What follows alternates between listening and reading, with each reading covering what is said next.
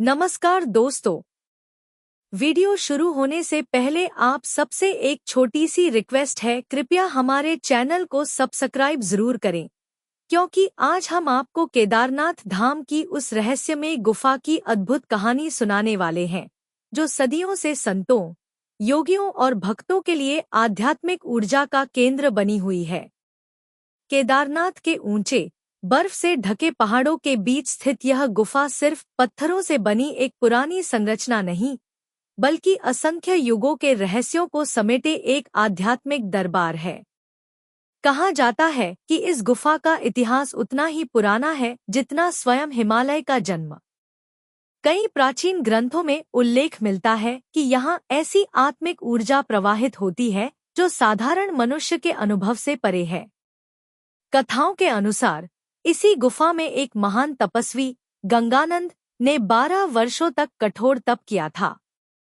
कहते हैं कि उनके ध्यान के दौरान गुफा की दीवारों से अजीब सी गूंज निकलती थी, एक ऐसी ध्वनि जिसे साधारण कान नहीं सुन सकते थे। वह ध्वनि मानो किसी अदृश्य शक्ति का संकेत देती थी, और उसका प्रभाव इतना गहरा था कि कई बार साधारण लोग उस क्षेत्र में आते ही अद्भुत शांति महसूस करते थे। पांडवों से जुड़ी एक कथा भी यहाँ प्रसिद्ध है। महाभारत के युद्ध के बाद जब पांडव पश्चाताप से व्याकुल होकर स्वर्गारोहण की यात्रा पर निकले, तो कहा जाता है कि इसी क्षेत्र के पास उन्होंने कठोर तप किया। उनके ध्यान और पश्चाताप के परिणामस्वरूप गुफा में दिव्य प्रकाश प्रकट हुआ था। यह प्रकाश कई युगों बाद भी कभी-कभी दुर्लभ परिस्थितियों में दिखाई देता है। वैज्ञानिक भी इस घटना को अब तक पूरी तरह नहीं समझ पाए हैं। कुछ स्थानीय लोगों का विश्वास है कि यह गुफा पृथ्वी की ऊर्जा रेखाओं का मिलन बिंदु है, इसलिए यहाँ ध्यान करने वाला साधक बहुत कम समय में भी गहरे आध्यात्मिक अनुभव पा लेता है। केदारनाथ का पूरा वातावरण ही इतना दिव्य है कि यहाँ पहुँचते ही मन शांत होने लगता है।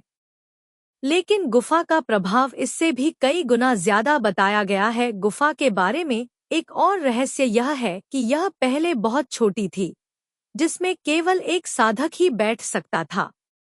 लेकिन समय के साथ इसके भीतर के मार्ग बदलते गए और इसमें प्राकृतिक रूप से नए-नए छोटे रास्ते बनते गए।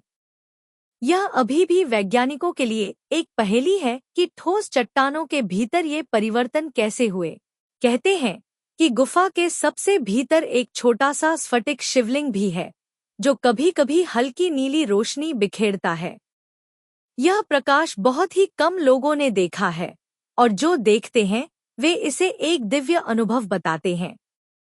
आधुनिक यात्रियों के अनुभव भी बताते हैं कि जैसे ही कोई व्यक्ति गुफा में प्रवेश करता है, उसे भीतर एक अनोखी शांति, एक दिव्य ठंडक और एक सकारात्मक कंपन महसूस होता है। कई ध्यानकर्ताओं ने बताया है कि यहाँ बैठकर ऐसा लगता है जैसे समय थम गया हो, जैसे मन शरीर की सीमाओं से परे निकल गया हो। कुछ साधकों का यह भी कहना है कि गुफा में हवा तक मंत्रोच्चारण करती प्रतीत होती है। एक चमत्कारिक घटना का वर्णन भी मिलता है, जिसमें एक वृद्ध योगी ने यहाँ बिना भोजन और पानी के 3 दिनों तक निरंतर ध्यान किया था। बाहर आने पर उनके चेहरे पर एक अद्भुत चमकती हुई आभा दिखी, जिसे उनके शिष्यों ने दिव्य ऊर्जा का प्रभाव कहा था। इस गुफा की विशेषता यही है कि जो भी इसका अनुभव करता है, उसके मन में कहीं न कहीं एक आत्मिक जागृति की शुरुआत हो जाती है।